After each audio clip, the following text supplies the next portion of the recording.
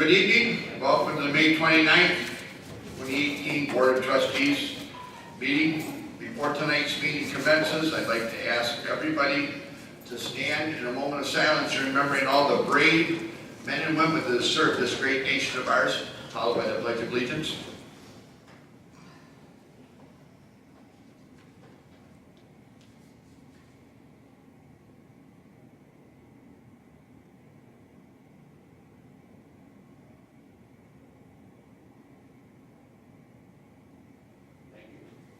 I pledge allegiance to the flag of the United States of America and to the republic for which it stands, one nation, under God, indivisible, with liberty and justice for all.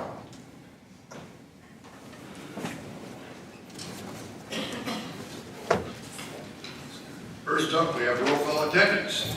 Bartolotti. Birch. Here. Camilleri. Here. Healy. Absent. Joliet. Here. Thomas. Here. Wong. Here. Next up, we want to approve today's agenda, May 29th, 2018. I'll make a motion to approve tonight's agenda. I'll support. Any further discussion? All in favor, raise your right hand. Opposed? There are none. Start on an announcement, say just to make a comment. I don't know. It's one of two things why we're late in attendance today. It's either the heat or the fact that it's a full moon, which isn't. I'll go with that. Waterford Lakes Association meeting will be held here at Town Hall Thursday of this week, May 31st, 7 p.m. Topics will include a discussion on lake boards and lake water management. And the fact that we have, I think it's 9 lakes that either flow through or backflow to the Clinton River system. It's really critical that all these lakes to get together because a lot of them share the same problems and they've invested money and time in getting solutions to weed control and stuff, and you could just like piggyback off of them and have it done. And it's worked out real good so far. It was a real good idea that they put this together. So if you live on a lake, come in and attend, and it's very educational, and like I said, it just, you learn a lot of things that you don't know about the lakes here. So, youth fall soccer is now open for registration. Soccer leagues for boys and girls, weekly practices will be scheduled by a volunteer coach. Participants in U12 to U16 may play games in surrounding communities with games on weekends or weekdays. You may register online or in person. For more information, please call 248-674-5441. We T-ball for ages 3 and 4 is still accepting registrations for the first session this June, and there is plenty of room for second session starting in late July. Children must be at least 3 years of age when the program begins to participate. This co-ed program is an introduction to the sport of baseball played with a safety bat and foam ball. Registration is online or in person. For more information, call 248-674-5441. Visit a park this summer. Creighton Plains Nature Center Interpretive Building is now open for the season. DPNC hours are 6 a.m. to 9 p.m. Hassett-Way Park hours are 10 a.m. to 8 p.m. Visit the Parks and Recreation website for more park locations and hours, or call 248-674-5441. I want to give a little shout out first to the Heart of the Lakes Post 1008 DFW Hall for the wonderful job they did, led by former trustee Donna Kelly, on the Memorial Day Parade yesterday. The last numbers I got, there was over 3,000 participants in the parade, and Jeff Decker said there was over 10,000 people there. I was guessing 20,000, so, but there was a lot of people there, and it was a good turnout and a good time, and it's enjoyed by all. And so there's a lot of good pictures and a lot of good memories, and there is a baby boom on because we saw a lot of little kids there, so that's good. That's good for our school district down the road. We're going to have an increase in school population here in the very near future. And then I had a nice experience on Saturday morning. I've taken it upon myself not to be a hero.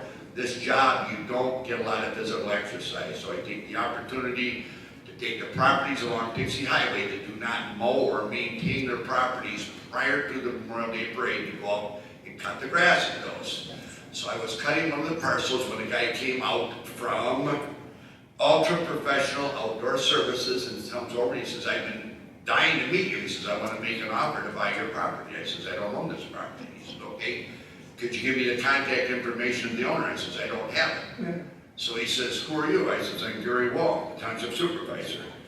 So he must have thought, because I was out mowing on Saturday, he called 4 of his guys in. They had the 3-day weekend, something got canceled. And they came out and along about a 300-foot stretch of Dixie Highway, shoveled all the overgrown dirt and grass off the sidewalks. One of our fire hydrants was plugged with, or blocked with a bunch of brush and stuff growing from. They cut it all down, painted it orange so it would become a stumbling block.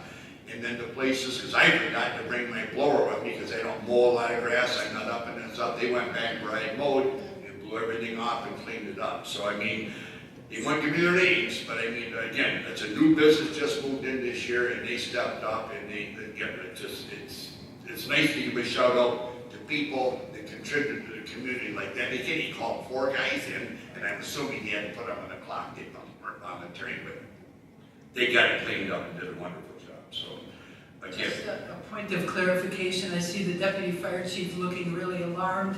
They did not paint the fire hydrant. They painted the stubs of wood orange so people wouldn't trip on them. The fire hydrant does need to be painted, but I told them, not orange. So again, like I said, it's a shout out to the, again, Ultra Professional Outdoor Services. Again, they're new in the community.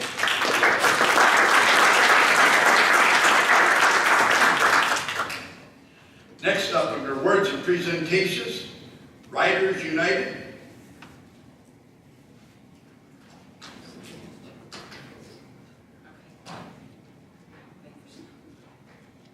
Is that Kristen Malachek? Actually, Kristen was not able to join us. Okay. Unfortunately, my name is Megan Owens. Okay. The organization is Transportation Riders United.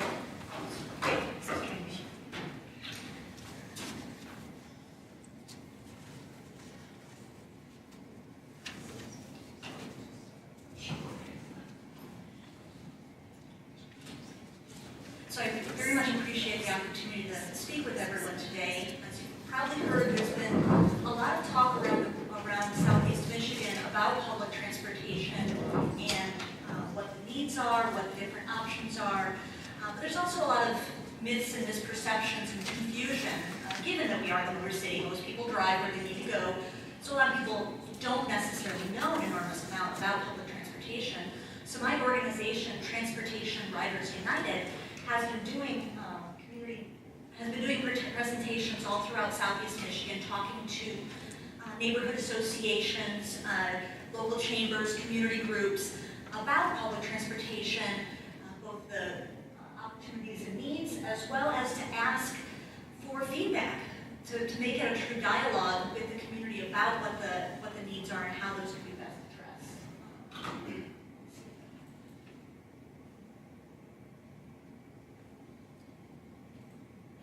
A lot of our presentations are more for community groups, but we're thrilled to have the opportunity to speak with you today.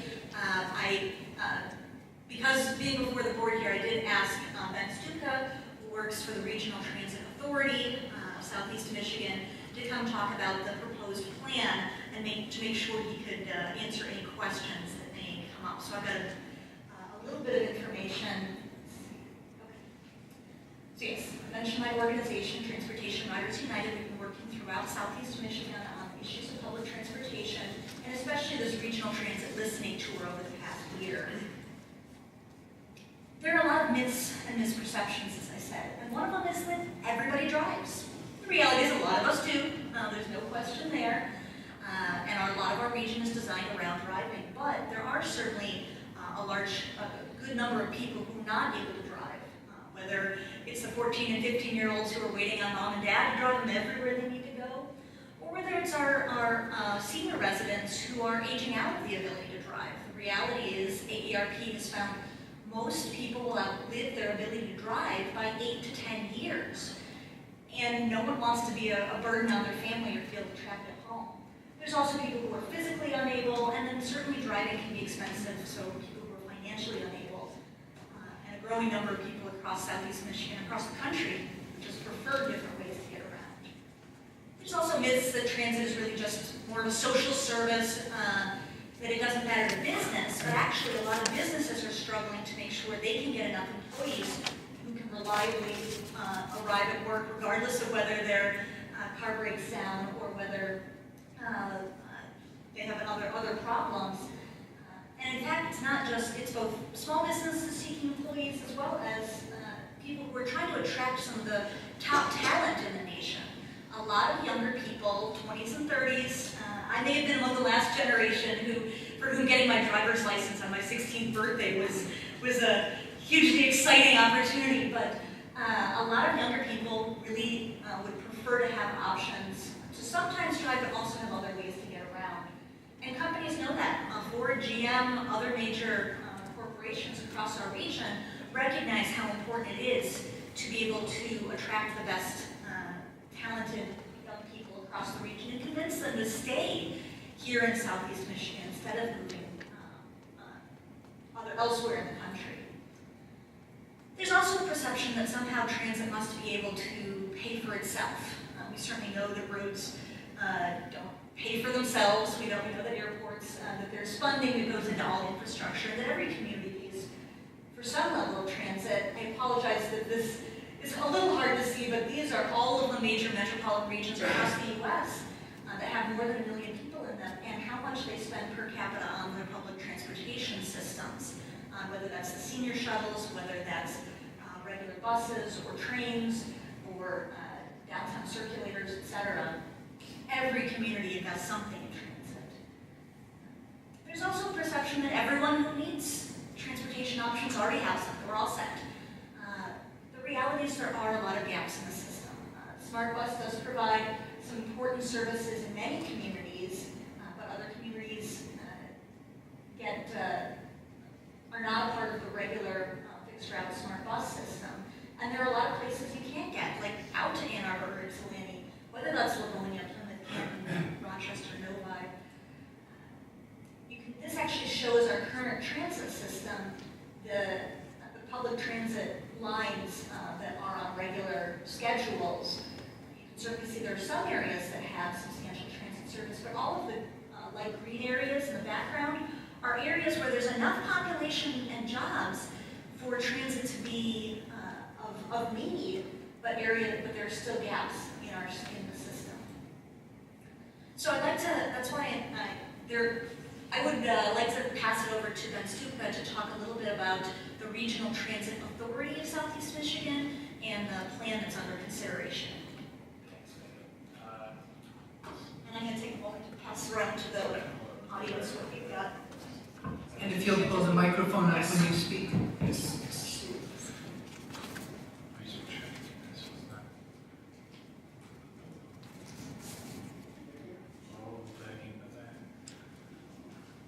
All right, got it.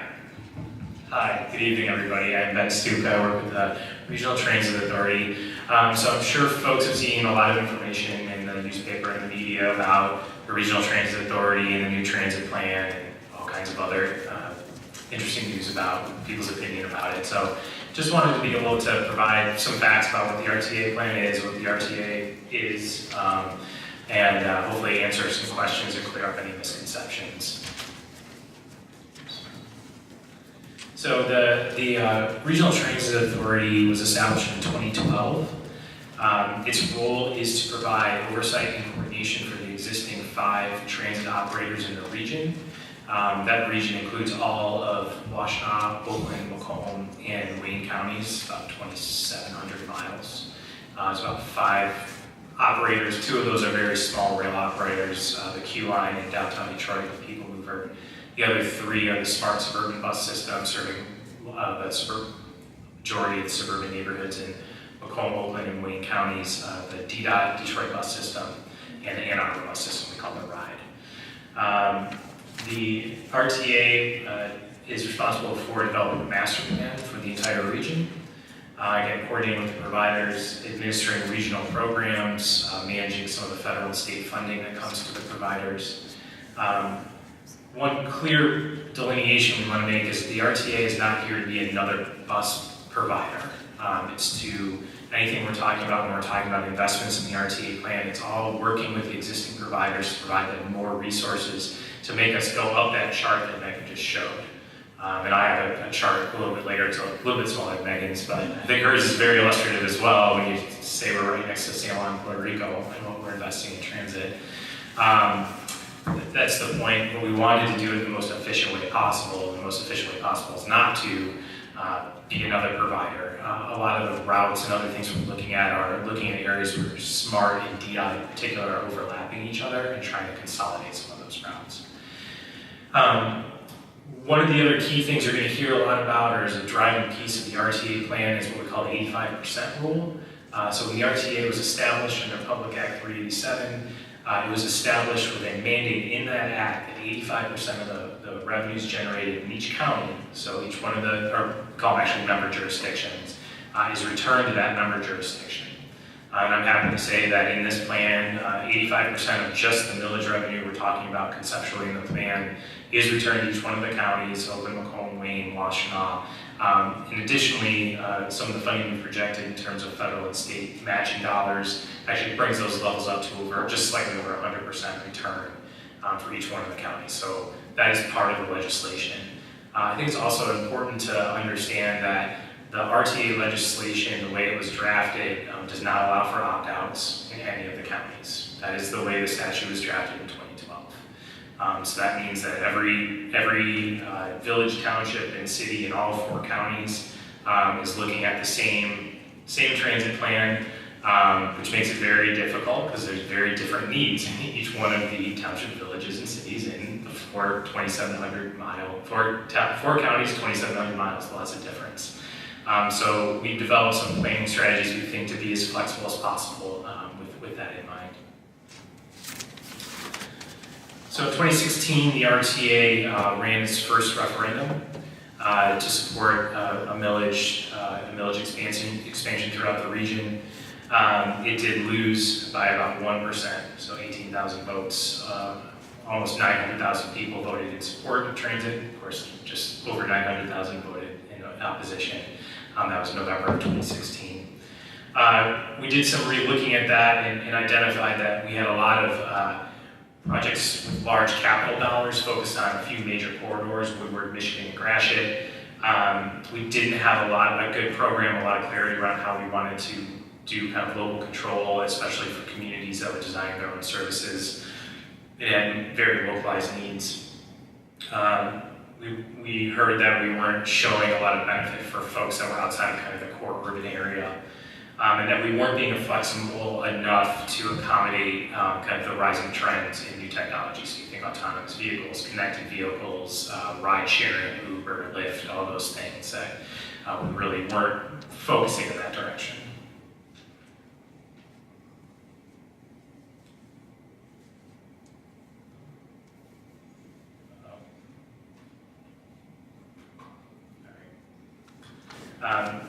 So out of that came the Connect Southeast Michigan planning concept. So this is what you'll kind of see in the paper. If you go to the RTA website, I have information on this. This is the plan you'll see when you see Connect Southeast Michigan. This is what's out there.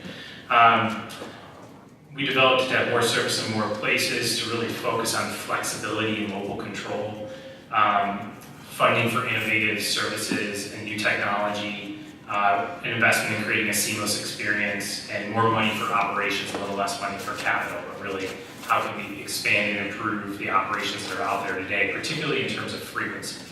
It's one of the hardest things to map, but one of the things you can do to make systems more responsive to riders and really increase the amount of riders that you have in the systems is just to improve the frequency. We have a lot of buses coming on major routes coming every 60 minutes. In our plan, we are increasing those oftentimes 34 times every 15 minutes. So that's one of the big improvements in the RTA plan. That one. All right, cool.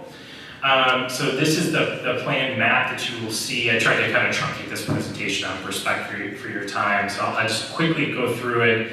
And I want to focus on the hometown service program when I get there. But the red lines that you see on the map, those are essentially improvements in service. So those are, generally speaking, taking services that are operating every 45 minutes to an hour, upgrading them to every 15 minutes.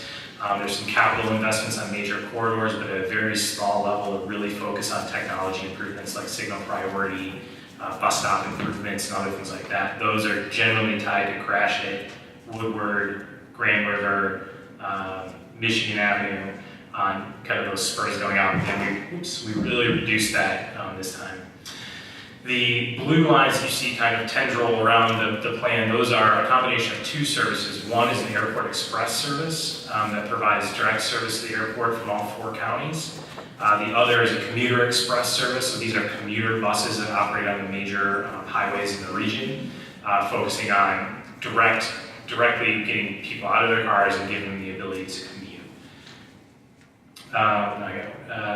You'll see the green the green railroad line. That's the commuter rail from Ann Arbor to Detroit. It's been something on the books for quite a long time from the regional perspective. There's also a capital and infrastructure program that kind of supports under a lot of this, so buying buses, facilities, other things like that to make sure we can support the investment we're putting forward here. The other key piece is that we built out 3 flexible programs for investment. The first 2 of those are in what's kind of this gray service area, so kind of within the urban core area. We call that the Flexible Mobility Program. That's $20 million a year. That's focused on expanding existing paratransit services within that core service area, looking at what we call the first and last mile services. We recognize that this region grew up and was developed certainly over the last 40 years, 50 years around the automobile. So we really need to be creative and work with communities on getting people those first and last mile, 2 miles from a rapid transit service to their home or to their job. The other program that you can't map that is in here is our Advanced Mobility Program, another $20 million a year. That focuses directly on making investments in where are we going with autonomous and connected vehicles. We're in the home of the auto industry and certainly are leading the charge in terms of autonomous vehicles. Okay, I guess it didn't like Maybe your cell phone, turn it off. Okay. Okay. Sorry.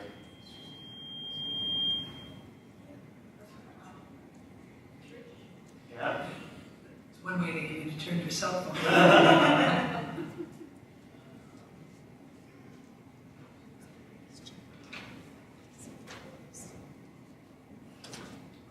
I apologize. Let's try that. Still doesn't like me. I'll just do that here a little bit. How's that? Okay. All right. So it's directly focusing on investing in autonomous and connected vehicles. Really trying to look at giving the public sector a voice in how these technologies will be deployed on our roadways and how they will be deployed to manage the mobility question. So how, for example, does autonomous vehicle technology interact with the need to provide dedicated services for seniors? How can connected vehicle technology not only help speed transit service, but help reduce congestion for cars as well? So what are those issues and how can we help make an investment to make those issues kind of connect where the market is going and where the public sector is going? The other kind of large program is $30 million a year in the hometown service area. So hometown service is everything basically that you see in the orange area, so Waterford is part of this service. Again, it's $30 million a year with the idea that it has the ability to do a few things, but the most important is to provide a direct investment in the existing senior and senior services that each one of these communities is operating today. So we had a chance a couple of months ago to come out and meet with folks, with 14, 15 folks in the Oakland County area. We presented to the supervisor, we presented to OCATS, the Oakland County Association of Township Supervisors, got it. And, you know, I'd say roundly we heard two things. One, everyone has needs. They, you know, certainly are operating services. They certainly are seeing the growth in senior population. We did a little looking of those communities in the orange. Their growth rate of senior population is half again as much as the rest of the region. So they're really seeing that need of needing to provide more services for seniors. They're also just frankly saying, you guys are talking about 1.5 mils, I run my entire township on it. So, you know, obviously I have a mismatch here that is kind of causing a lot of the issues, but again, that is native to the statute of the RTA. So you have to go back and address that statute to kind of break that logjam. So I just want folks to know it's up the RTA. The RTA is following the statute, that's all it's doing. These would be community design programs, again, focusing on existing programs, providing some regional connections, volunteer operator grants, ride-sharing partnerships, so how do you want to creatively address your mobility issues? Here's the funding breakdown, so you can see by county the return on investment. Oakland County is the largest return, it's got the most communities in the hometown service area. Waterford actually gets almost a 100% return on investment. It's really close. The reason that is, I had to pick my brain. I couldn't remember exactly why. But it was really close because we set this up to be a per capita program because we have a few large urbanized townships that are going to require more services. Also, this is kind of a schematic of Oakland County. We thought that there's some possibilities here in Waterford for potentially fixed route services or higher order services than just a senior shuttle, if that was something that was desired by community leaders and community itself. So we wanted to be able to, in those more urbanized townships, have the money to be able to make those investments and work with the counties and the townships to develop the services. So again, what you see here is just kind of my sketch version of what I see when I look at the map. You can see kind of extending through Waterford. Certainly, potential for services on M59, certainly up Dixie Highway, getting to the Oakland County complex, the courts, potentially even a little further north. I think there's a lot of opportunity in what I would call kind of the lakes area to provide some flexible services, so a service that can come and pick people up their doors and deliver them to some local services within that lakes area, very focused. And then certainly being able to support the existing senior services and expand. Just quick, some of the financials. I won't go through the whole rigmarole here. There is a financial technical memo that is on the RTA's website that goes in excruciating detail as to every piece of information that was used to project anything. It also has the appendices. The appendices has every single project, what it costs, when it starts, what every county's paying, what we assume for federal funding. So it's in exhaustive detail, so I won't try and repeat it all. But the financial model was developed in 2016. We did a large review effort with some peer experts. These are people in the banking community, auditing community, county leadership, business leadership. They looked at all of our assumptions. They didn't say, yay, we support the plan and transit, but they said, yeah, you guys made all the right assumptions. These seem correct to me. We've updated with all the latest information since then. That's property tax growth rates, population growth rates. We've had the review with the county and the city of Detroit to make sure we were identifying things like tax capture. So when a district captures taxes, there's a local to take that just like a local government can. So we really have gone into a lot of detail on the financial model. That really doesn't help. So usually there's numbers here. Sorry about this. But this just reinforces what I was saying earlier. So the pie on the left-hand side shows all the funding sources. And if you were able to actually see what it said, it has the counties, that's kind of everything but that dark blue. And then the dark blue is the federal, state, and local investment, or I call it federal, state investment. Everything else is what is returned, and what you would see is 105 or more % return on investment. That was my best slide. Sorry. I know, sometimes it's just not with you. So, why are we talking about this now? Certainly, we've talked about the needs of our aging population and kind of those ongoing mobility needs. communities, and we know in the entirety of the region that's going to be an issue. We're actually doing pretty well in attracting and having a pretty stable millennial base, but some recent surveys have shown, and I think anybody who's got millennials or interacts with them, they have no desire to have an automobile. Cranes did a survey that found that 73% of millennials had no interest in picking up car keys. Certainly, autonomous vehicle technology is going to change the way we think about mobility going forward, and we felt having an opportunity for the public sector to have a voice in that development was important to this planning process.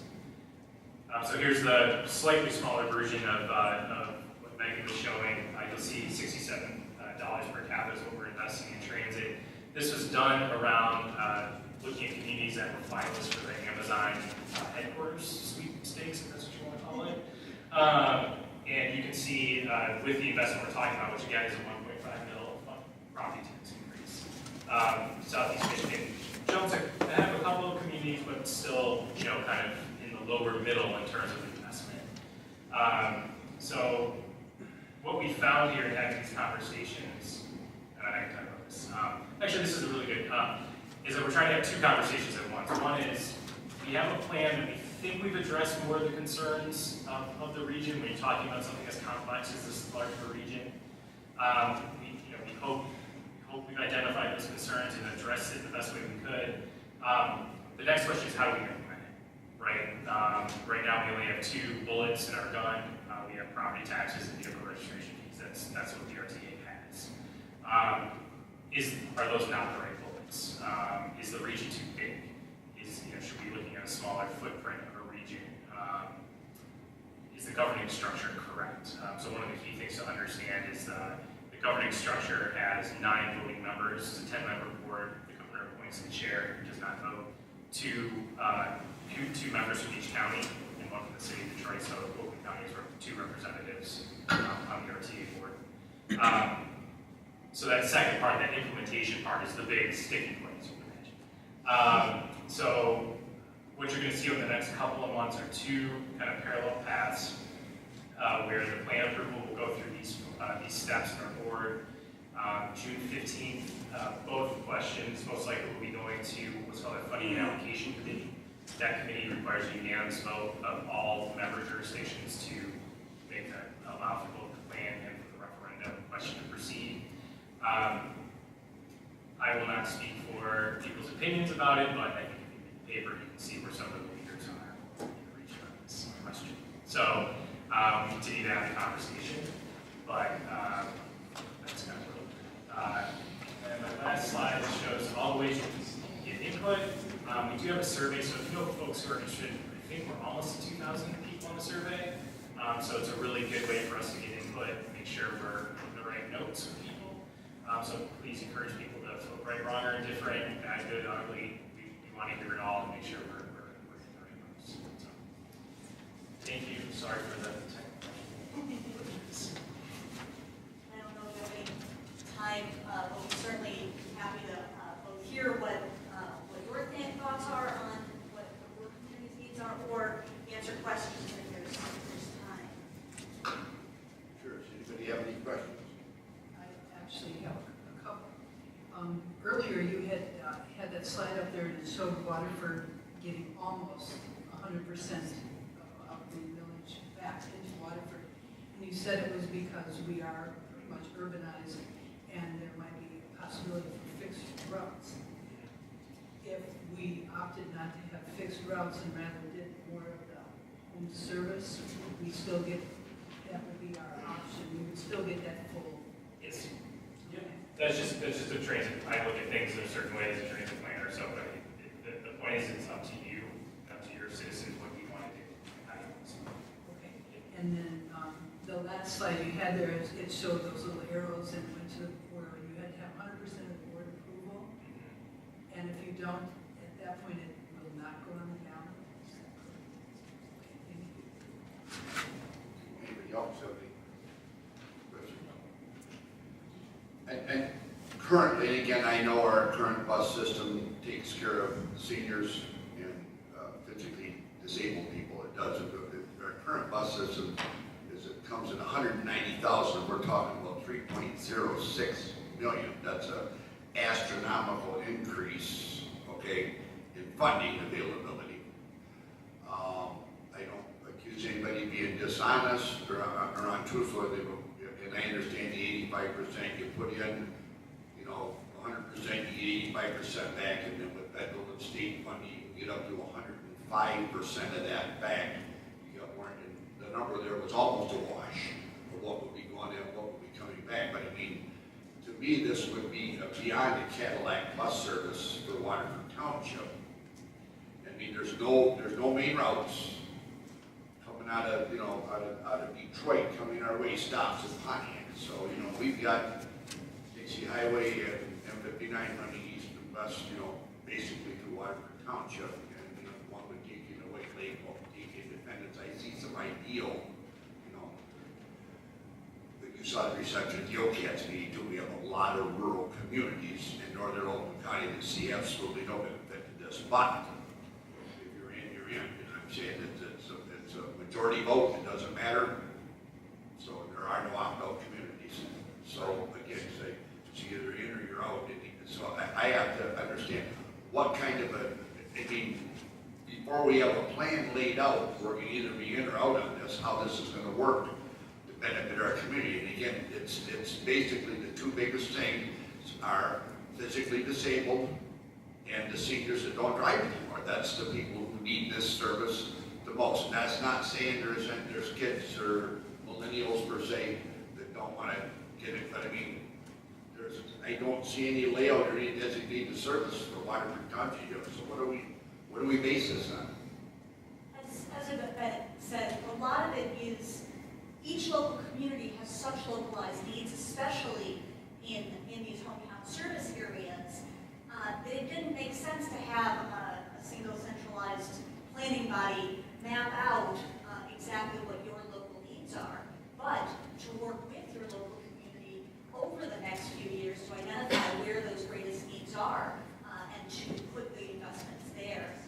I do feel like it's a little bit challenging looking purely at a map and saying, oh, there's no lines coming through our community, therefore there's no benefit. In a lot of the community presentations I've been doing, the conversations we've been having, a lot of people are very excited about the idea of being able to only drive a couple of miles and then be able to park and ride down to the airport. Even 2 or 3 times a year, you only have to drive as far as Troy or Novi instead of dealing with all of the traffic all the way down. Or people who want to go to a ball game a couple of times a year or a show, not have to deal with all of those challenges and headaches of driving and parking. So it's a little early to map out exactly where each different park and ride lot would be. But that is another, when I'm talking with folks in the community, in addition to, of course, those door-to-door services for seniors and for people with disabilities, those park and ride type services are things that we hear a lot of interest in, even if it's a couple of times a year, or of course for people who have a longer commute who don't want to spend it all during the work. I'd be more than willing to work with you if you wanted to take the first year investment, demolish a big building in Telegraph Elizabeth Lake Road, we can give you 74-acre parking. So, but again, like I said, I just look at this, but again, we're talking about driving to other communities outside of Waterford. I'm not saying there's no benefit, but over the years, we're going to develop a plan, but in the meantime, we're going to be paying over $3 million a year as a municipality. And are we going to get that benefit back or not? And then I look at the amount of money that Oakland County's paying, I believe it's more than the other 3 communities combined. Not quite, In but the hometown service area. Looked like it was real close.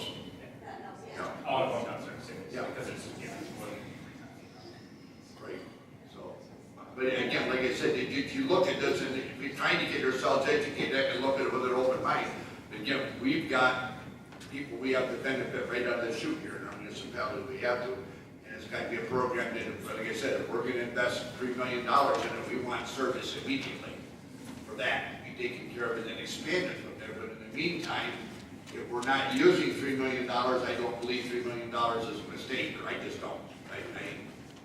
Sure, that's not, that's not the intention. The intention would be to bank money for the hometown service community to ensure that, Because we know not everybody's going to be able to say, okay, day one, this is what I want. And it's certainly not the intention to be like, oh, you didn't spend your money in year one, you're gone, you're done.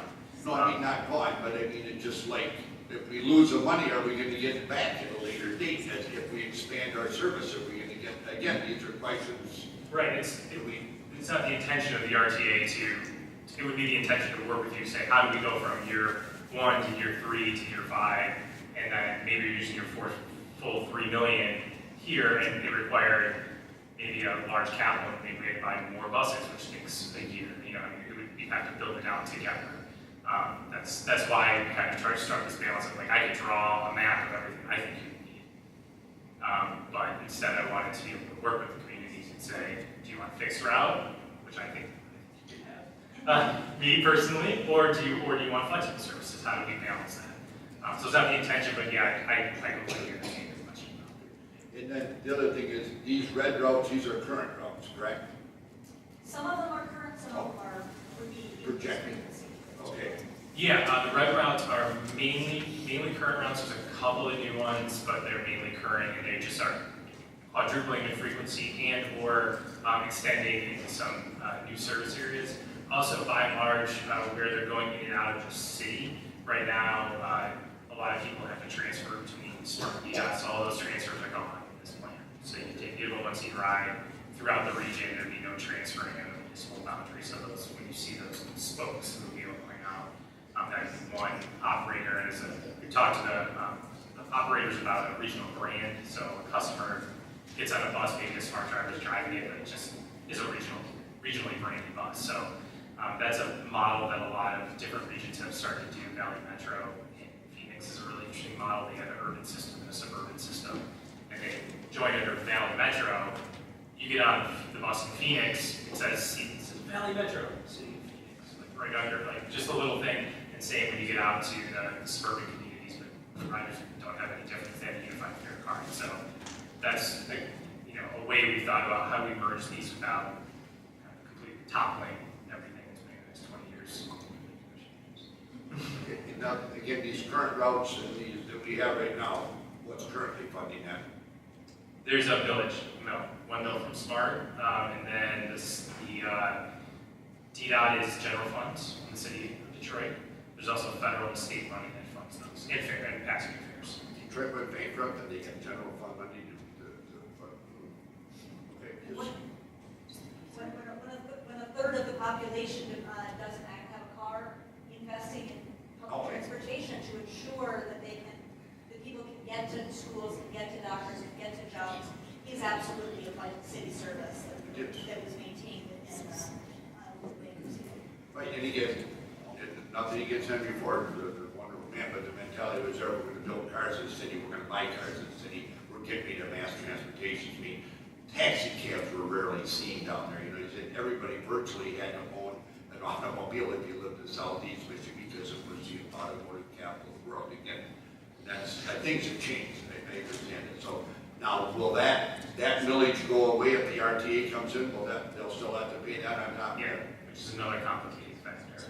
Okay. Yeah, and again, that millage is what gets the $67 per capita. So the additional funding would get you up to the 110, which is still beginning to be competitive with other levels of investment in other kind of peer communities. And that's one of the reasons why a community like Birmingham would have a higher level of service. They would be paying, they would have their existing service and then additional services benefit on top of that. So, again, it is always a challenge to figure out how to balance the needs of 140 different communities, but I think this plan with these on-time services does at least as good a job as feasible in addressing the different needs of different communities.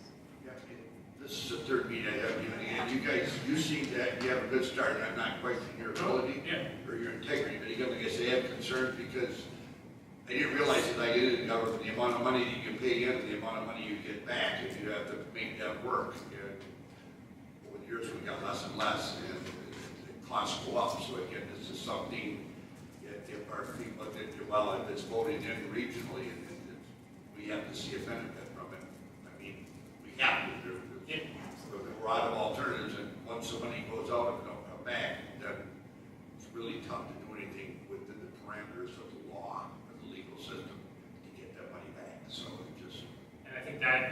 that sentiment is something we've heard from a lot of the townships, especially the more urban townships, that, you know, we might not be supportive or we have a lot of questions, but if something happened and it passed, because it only lost by 1%, we want to be participating in the conversation so that we could even start turning to, okay, how do we make sure that we're getting what we want out of this? So I would just encourage that, you know, please keep allowing us to have that conversation and, you know, kind of start developing and start to answer those questions. I think Charlie has a good point that this will not be the end of the conversation. If it does pass or not, the RTA is specifically built in every couple of years. They would be revisiting the plan, getting more public input to adjust as technologies change, as growth happens, and to revisit that 85% to make sure every community moving forward every county continues to get their significant return on their investment while also addressing the broader regional needs. So if you go to the airport, how much is Wayne County paying for your trip to the airport versus Oakland? So there are regional needs that must be addressed in addition to direct in individual townships. I just would like to make one comment, since it was raised, you mentioned the smart 1 mil. Just so everyone's aware, Waterford has opted out and Waterford is not paying that 1 mil. Sure. Just to be clear. So in the communities that have already chosen to be part of the smart bus service, they will be voting in August to renew that existing smart millage, and also on the Oakland County Public Transit Authority for smart on that. And the question of this broader or county-wide transit measure may or may not be on the November ballot. So there's some confusion. Those are separate. Thank you. Anybody else? Okay, thank you. Thank you. Presentation, we appreciate it. It's good to see you, Jim. If you'd like to pull your flash drive on the table.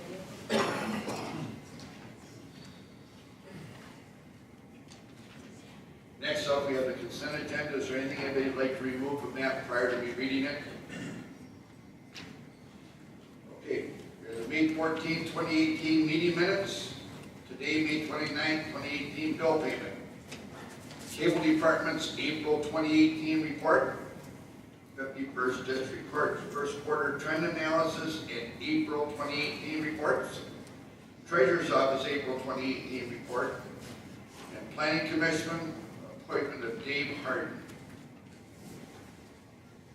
I'll make a motion to approve the amended, or the consent agenda. Support. Any further discussion? Does this involve bill payments? Roll call. Birch. Yes. Thomas. Yes. Joliet. Yes. Camilleri. Yes. Bartolotta. Yes. Wall. Yes. Yes. Thank you. Okay, Dave, you are here? Yes. You want to come up and get sworn in? It's always better to be sworn in than sworn out, so.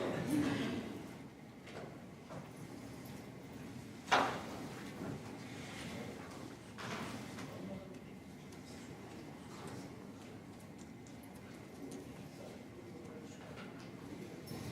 do solemnly swear that I will uphold the Constitution of the United States and the Constitution of the State, and that I will faithfully discharge the duties of a member of the Planning Commission to the best of my ability. Sign.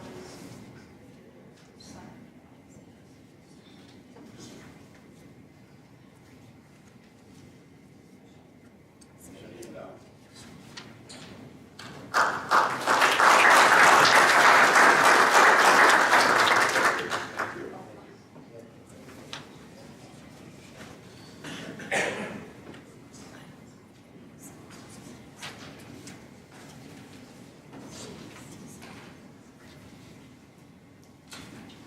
Next up, we have the board liaison reports. Tony, we'll start with you. I had a Water Youth Assistant meeting, May 16th. Really, a couple things, we need some volunteers for youth assistants.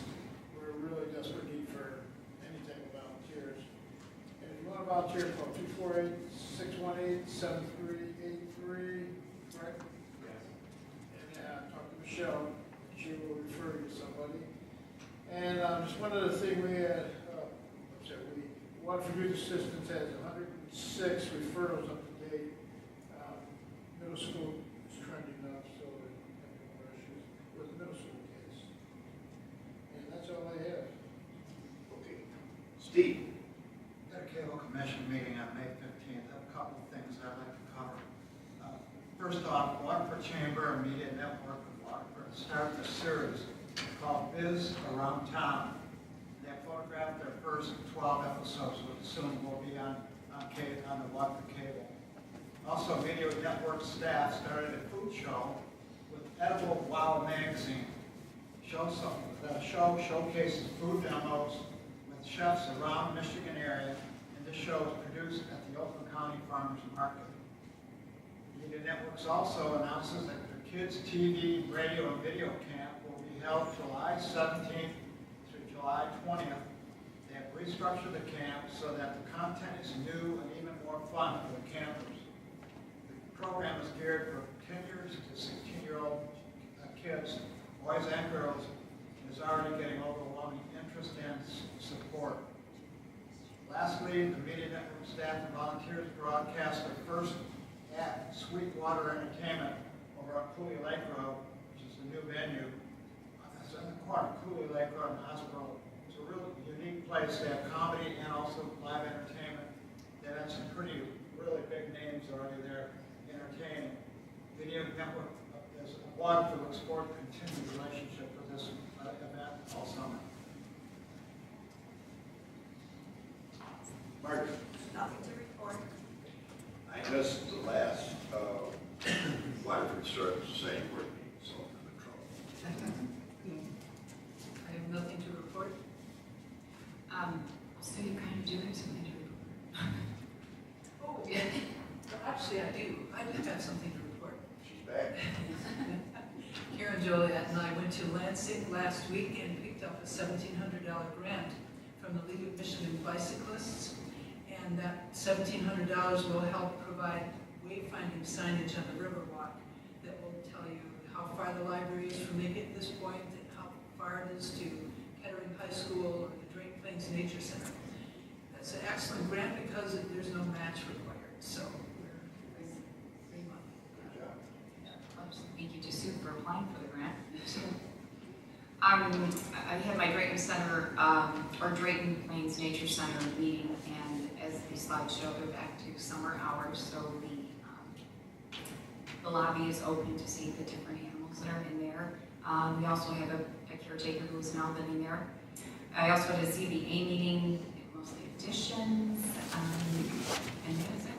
Okay, thank you.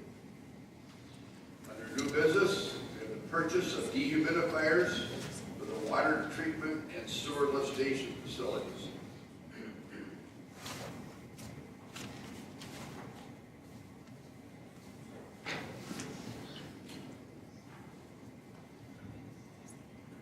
Good evening, Russ. How are you this evening? Good. Well, any questions? We have, on a day like the last couple of days, we have a lot of warm air moving through these lift stations and water treatment facilities, and as we're pumping a high volume of water, all of our piping and all the tanks and everything in there become very condensated, and of course that leads to rusting of the pipes and the building deterioration. So these are some high volume dehumidifiers that are going to help preserve all the assets in the buildings. They're very expensive, but they're, in the long run, they're very worth it. Are there dehumidifiers currently there, or is this a new? There are a lot of dehumidifiers that have failed over the years, and they weren't thought of as worthy equipment, I guess, in the past. And I have a very high regard for the work that these dehumidifiers do. They do a lot of preservation of, like I say, the paint alone on the piping without the dehumidifiers condensation and the rusting of the pipes and the deterioration of the asset, you know, it's rather destructive. Condensation, a lot of damage, that's for sure. Russ, do we have dehumidifiers in their town? We do, but a lot of them are failed. I mean, a lot of the sewer sites, the 11 updated sewer sites that were updated, 3-4 years ago, those did not have any dehumidifiers in them. The well sites that have the dehumidifiers are 20 years old and they're failing at a very high rate. We do have a few remaining that we will maintain as, you know, spares, but to be honest with you, they've seen their useful life. It's beyond useful life. Are they in operation right now, all of them, or some of them? Very few. And the ones that aren't in operation, how long have they not been in operation? They're ranging from, say, 5 to 8 to present. So about the last 8 years, we've seen a lot of failures, is my understanding. And again, they were, you know, I hate to blame the previous administration, but they did not see it as a worthy investment. So this isn't an emergency where you really need them today, after going 8 years? Well, it is. It's not an actual emergency that needs to be addressed today, but the longer we wait, the more deterioration we're seeing.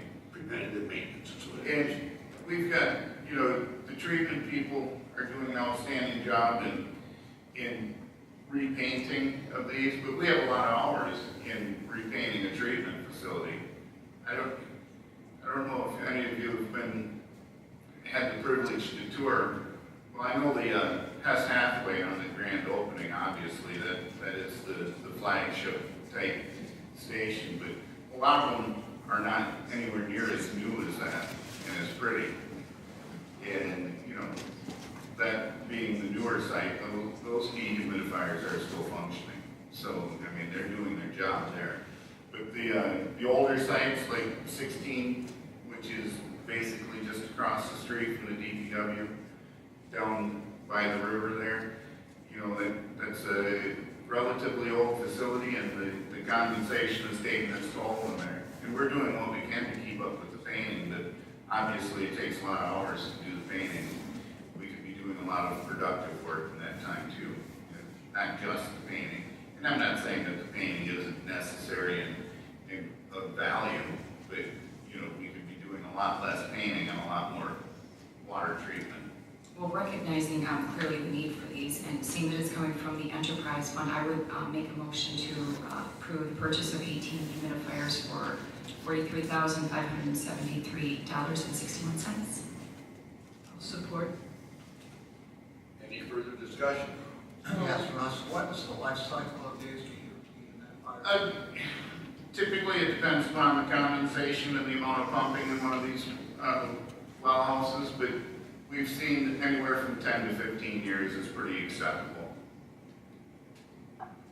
Russ, the enterprise fund, how healthy is that? You know, this was a budgeted item, and basically through the budgeting process, we were treading water, let's say. We weren't adding any significant value, but we weren't losing any significant value in the enterprise funds.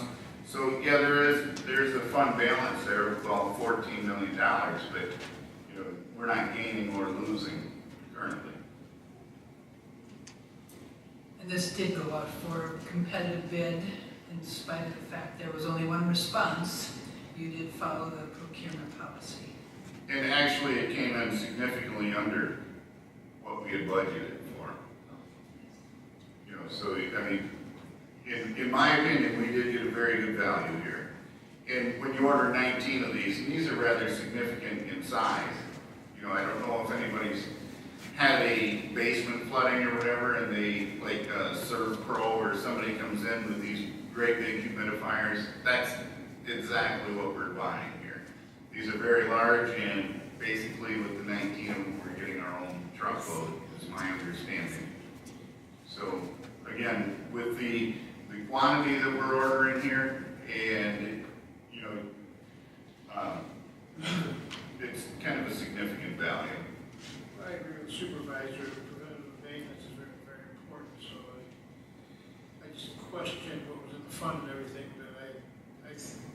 feel that we do have a healthy fund balance there where to prevent. The enterprise fund, like I say, we're treading water, we're not making any significant advances, but we're not losing ground there either, so. I don't say pay now, pay later, so if this is gonna prevent something, cost a lot more money down the road, I think it's something that we need to approve. Yes, sir. Just a question, Karen, did your motion say 18? Yes. Russ, you said 19. I was thinking there was 19 in here.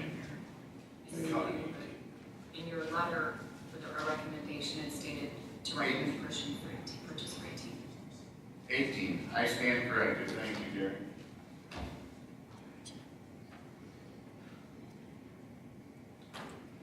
Any further discussion? Do we have a motion? Second. Roll call. Joliet, Yes. Camilleri, yes. Bartolotta? Yes. Birch? Yes. Thomas? Yes. Wall? Yes. Neely, absent. Need to ask one favor, if you happen to see my wife on the way out, please explain to her we don't need one of these dehumidifiers at our house and we can't afford them. Next up, we have purchase of office furnishings for the 7 DPW field offices. I'll make a motion to approve the office furnishings for 7 DPW field offices. Support.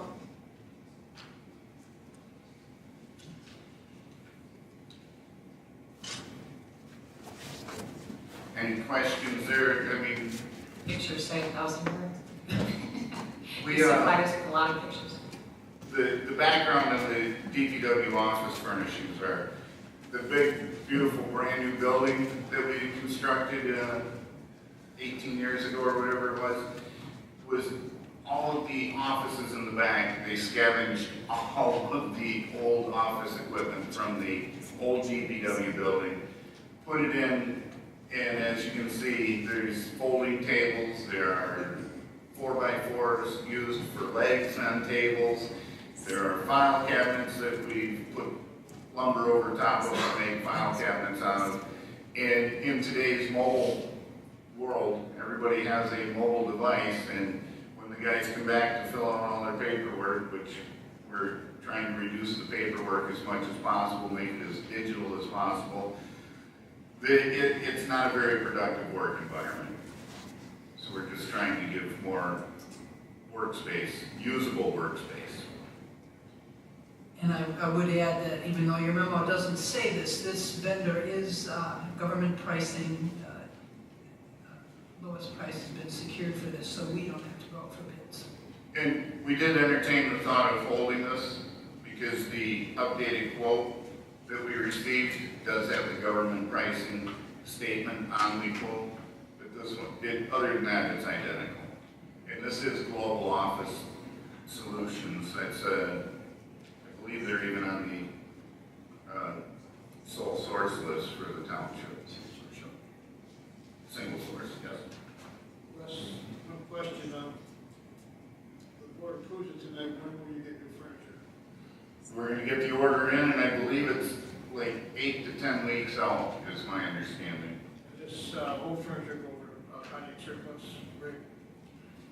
Anything that we could salvage to take over there, but most of it's probably gonna be going to a scrapyard. Really that bad? Yeah, the drawers are, it was probably 20 years old when we scavenged it out of the old building, is my understanding, so. Yeah, it's in pretty rough shape. Do you think there's any antique value in it? No, it's not quite that age. Okay, we're in between, we're between our options. Yeah, exactly. Okay, any further comments, questions for us? Okay, so roll call vote? Wall? Yes. Bartolotta? Yes. Thomas? Yes. Birch? Yes. Joliet? Yes. Camilleri, yes. Neely, absent. And thank you, and anytime any of you guys would really like to tour any of our facilities, we would love to have you through on anything. I mean, if you're driving through the township and you see something and say, you know, I'm not sure if that's ours or not, we can ask, and if you want a tour of it, we'd be happy to entertain you. And that goes for anybody in the public as well. So, Thanks, Russ. thank you guys. Okay, this brings us to the end of our regular agenda. Is there anybody from the public who would like to come before the board? Okay. I need a motion. Two motions actually to go into closed session. Would you like to make those motions? I'll make the motion to go into closed session regarding confidential information regarding collective bargaining. I'll support. Any further discussion? This is roll call. Bartolotti? Yes. Birch? Yes. Camilleri? Yes. Healy absent. Joliet? Yes. Thomas? Yes. Wong? Yes. And the next motion is to go into closed session to consider confidential township attorney client privilege communication regarding the Summit Place litigation / settlement strategy. Support. Any further discussion on that? Again, roll call vote. Wong? Yes. Thomas? Yes. Joliet? Yes.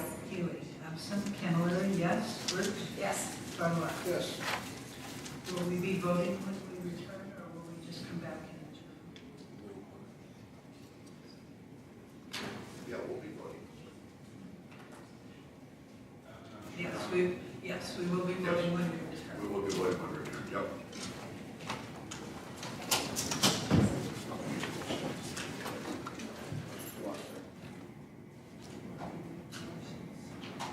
Yes.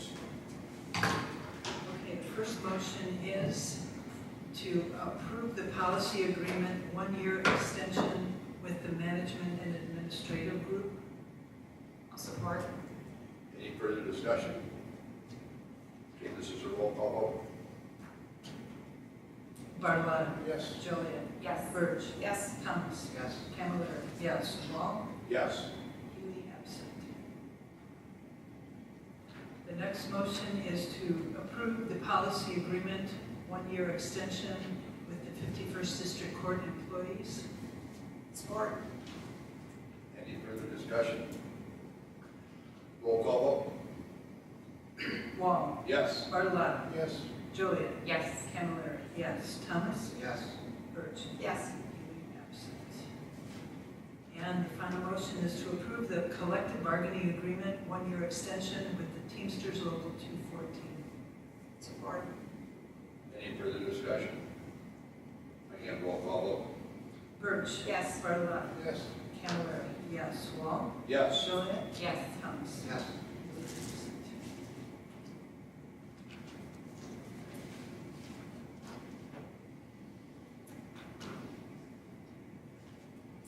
Make a motion to adjourn. I'll support. Any further discussion on that topic?